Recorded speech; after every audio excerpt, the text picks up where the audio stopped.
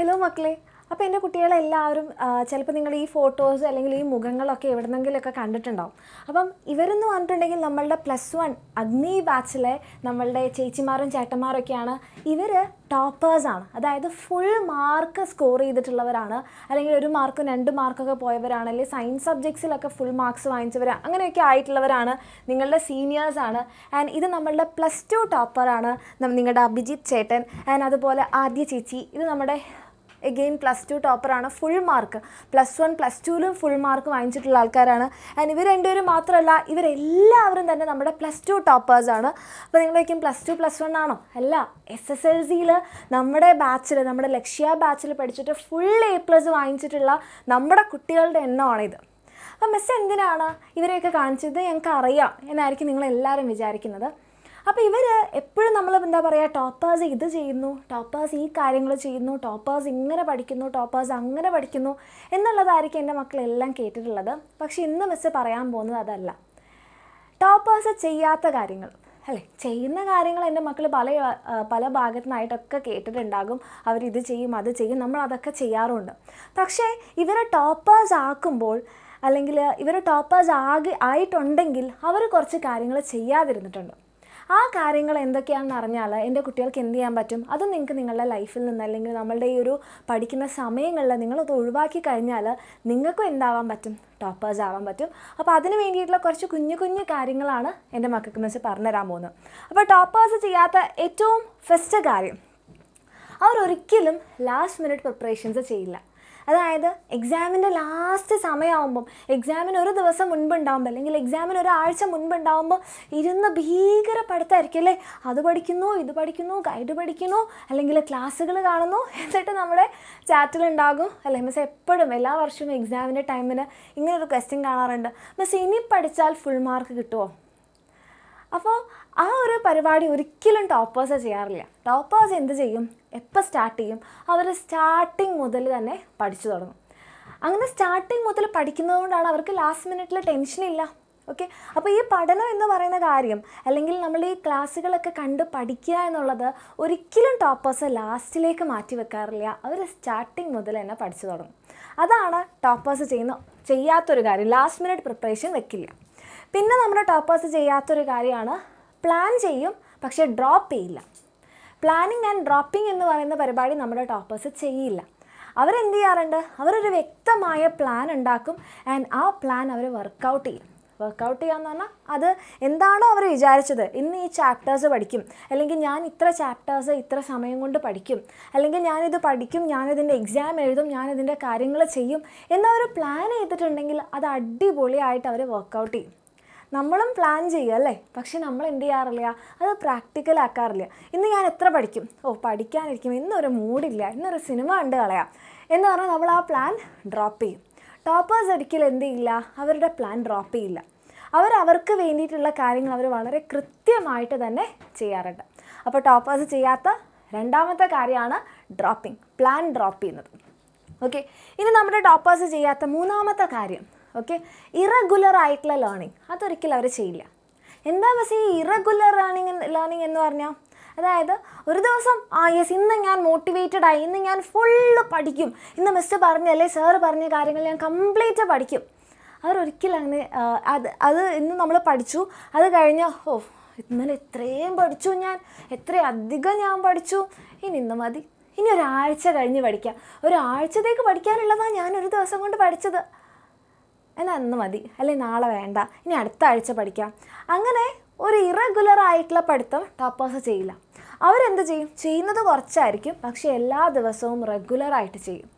ഒന്നെങ്കിൽ യൂട്യൂബിൽ ക്ലാസ്സുകൾ കാണുന്നതാവാം. അപ്പോൾ നിങ്ങൾക്ക് തന്നെ അറിയാം, നമ്മളുടെ എക്സാമിനറിൻ്റെ യൂട്യൂബ് ചാനൽസിലൊക്കെ നിങ്ങൾക്ക് ക്ലാസ്സുകൾ ഡെയിലി പ്രൊവൈഡ് ചെയ്യുന്നുണ്ട്. അപ്പോൾ അത് റെഗുലറായിട്ട് ഫോളോ ചെയ്യുന്നുണ്ടാവും. ആൻഡ് അതുകൂടാതെ നമ്മുടെ ബാച്ചുകളിൽ അല്ലേ, നമ്മുടെ ബാച്ചുകളിലെ ക്ലാസ്സുകൾ റെഗുലറായിട്ട് കാണുന്നുണ്ടാകും, അതിൻ്റെ ടെസ്റ്റ് എടുക്കുന്നുണ്ടാകും, അതിൻ്റെ വർക്ക് ചെയ്യുന്നുണ്ടാവും, നോട്ട്സ് വായിക്കുന്നുണ്ടാകും, ലേണിംഗ് വീഡിയോസ് കാണുന്നുണ്ടാവും, ലൈവ് സെഷൻസിൽ പങ്കെടുക്കുന്നുണ്ടാവും, ഡൗട്ട്സ് ക്ലിയർ ചെയ്യുന്നുണ്ടാവും. അങ്ങനെ എല്ലാം തന്നെ റെഗുലറായിട്ട് ചെയ്യുന്നുണ്ടാവും. ഓക്കെ, അപ്പം ഈ ഒരു ഇറഗുലാരിറ്റി, ചെയ്യുന്നില്ല ഇങ്ങനൊരു സംഭവം നമ്മുടെ ടോപ്പേഴ്സ് ചെയ്യില്ല. അവരുടെ ലേണിംഗ് എന്ന് പറയുന്നത് എപ്പോഴും റെഗുലറായി ഇങ്ങനെ പോയിക്കൊണ്ടേയിരിക്കും.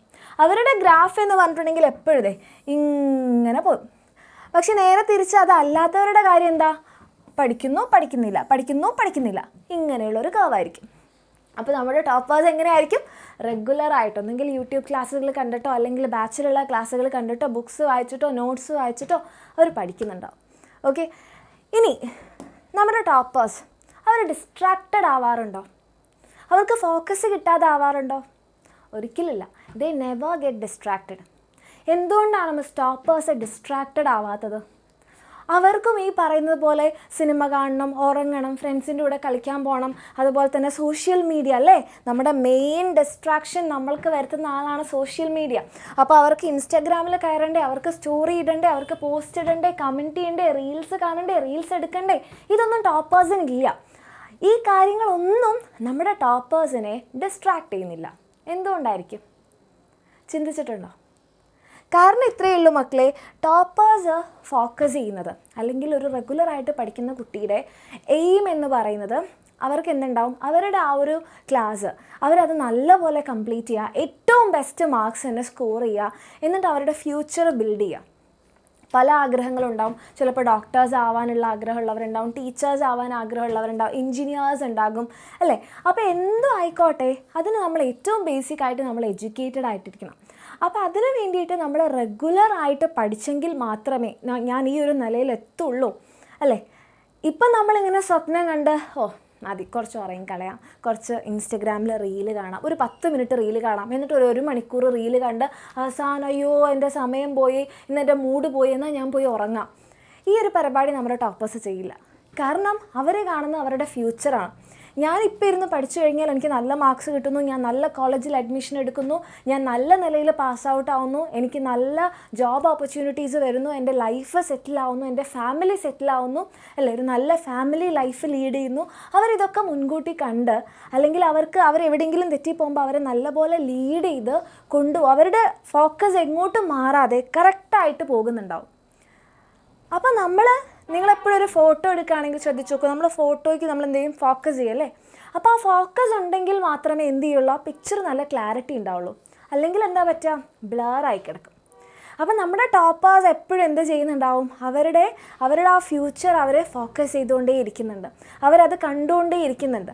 So they never get distracted. അവരൊരു ഫോട്ടോ എടുക്കുന്നത് പോലെ അവരുടെ ഫ്യൂച്ചറിലേക്ക് ഇങ്ങനെ എന്ത് ചെയ്തുകൊണ്ടിരിക്കുകയാണ്, ടാപ്പ് ചെയ്തുകൊണ്ടേ ഇരിക്കുകയാണ്. അങ്ങനെ ടാപ്പ് ചെയ്തില്ലെങ്കിൽ വിഷൻ ബ്ലർഡ് ആവും അല്ലേ? അപ്പോൾ അവർ ചുറ്റുള്ള കാര്യങ്ങളൊന്നും തന്നെ എന്ത് ചെയ്യുന്നില്ല, ശ്രദ്ധിക്കുന്നില്ല. അങ്ങനെ നമ്മുടെ ടോപ്പേഴ്സിനെ ഡിസ്ട്രാക്റ്റ് ചെയ്യാത്തത് എന്താണ്? അവരുടെ എയിമാണ്, അവരുടെ ഡ്രീമാണ്, അവരുടെ ഫ്യൂച്ചറാണ്.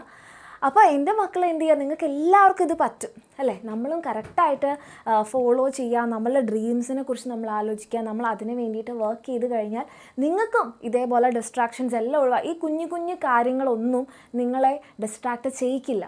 ഇന്ന് ഞാൻ 1 മണിക്കൂർ സോഷ്യൽ മീഡിയയിൽ വെറുതെ ചിലവഴിച്ച് കഴിഞ്ഞാൽ നാളെ അതിനൊരു ചിലപ്പോൾ എത്രയോ മണിക്കൂറുകൾ, എത്രയോ ദിവസങ്ങൾ, എത്രയോ മാസങ്ങളായിരിക്കും നമ്മൾ നഷ്ടപ്പെടുത്താൻ പോകുന്നത്. നമ്മളുടെ ആ ഒരു നമുക്ക് കിട്ടേണ്ട ഫ്യൂച്ചറായിരിക്കും നമ്മൾ ഇല്ലാതെയാക്കാൻ പോകുന്നത്. ഞാനിപ്പോൾ വെറുതെ കുറച്ച് ഉറങ്ങിക്കളഞ്ഞാൽ, മടി പിടിച്ച് ഉറങ്ങിക്കളഞ്ഞാൽ നാളെ നിങ്ങൾക്ക് ഉറക്കമില്ലാതെ നിങ്ങളിങ്ങനെ നടന്ന് കളിക്കേണ്ടി വരും, ജോലിയൊന്നും ഇല്ലാതെ. അപ്പോൾ ഇങ്ങനത്തെ കാര്യങ്ങൾ ഉണ്ടാകുമ്പോൾ തന്നെ അയ്യോ വേണ്ട, ഇപ്പോൾ തുറക്കം വിട്ട് കളയാം, ഞാൻ പഠിച്ചോളാം, എന്നിട്ട് ഞാൻ എന്ത് ചെയ്യാം, നല്ലൊരു ഫ്യൂച്ചർ ബിൽഡ് ചെയ്യാം.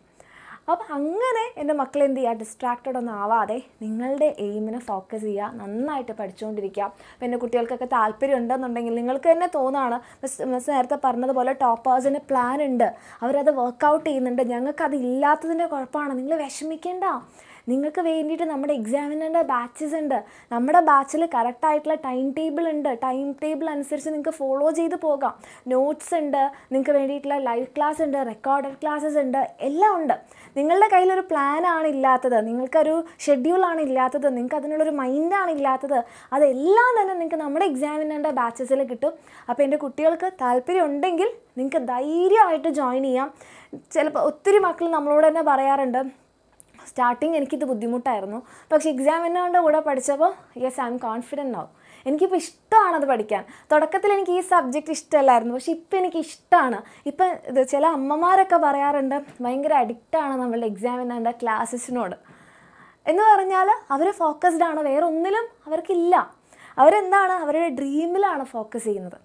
അപ്പോൾ എൻ്റെ മക്കൾക്ക് താല്പര്യം ഉണ്ടെങ്കിൽ നിങ്ങൾക്ക് താഴെ പറയുന്ന നമ്പറിൽ മെസ്സേജ് ചെയ്യാം, ജോയിൻ ചെയ്യാം. അടിപൊളിയായിട്ട് പഠിച്ച് നിങ്ങൾക്ക് നല്ലൊരു ഫ്യൂച്ചർ ഉണ്ടാക്കാൻ വേണ്ടിയിട്ട് പറ്റും. ഓക്കെ, അപ്പോൾ ഈ പറഞ്ഞ കാര്യങ്ങളൊക്കെ കറക്റ്റായിട്ട് ഫോളോ ചെയ്യുക. ലാസ്റ്റ് മിനിറ്റ് പ്രിപ്പറേഷൻ വെക്കാതിരിക്കുക, റെഗുലറായിട്ട് പഠിക്കുക, ഡിസ്ട്രാക്റ്റഡ് ആവാതിരിക്കുക. ഓക്കെ, അപ്പോൾ അത്രയേ ഉള്ളൂ. Thank you so much. ഈ കാര്യങ്ങളൊക്കെ ചെയ്യാതിരുന്നു കഴിഞ്ഞാൽ എൻ്റെ മക്കൾക്കും ടോപ്പേഴ്സ് ആവാൻ പറ്റും. എല്ലാവർക്കും ഓൾ ദി ബെസ്റ്റ്.